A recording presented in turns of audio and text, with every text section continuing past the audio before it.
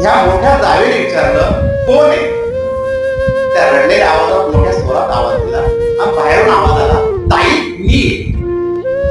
ही पटकन गेली, जावेचा आवाज ऐकून दार उघडली आणि तिला बोलू लागले, तू तर माझ्याशी बोलणार नव्हती अशी शपथ घेतली, मग का आली माझ्याजवळ? तर ती लहान जाव सांगू लागली, ताई मी तुमच्याशी भांडण केलं. तो भांडण केल्यावर मी जेव्हा माझ्या रूम मध्ये गेले, विचार करू लागली, माझ्या आईने मला सांगितलं तू कोणाशी भांडण केलं तर त्या भांडण केल्यावर त्या व्यक्तीची चूक लक्षात घेऊ नको, त्या व्यक्तीने तुझ्यासाठी काय चांगलं केलं हे आठवलं.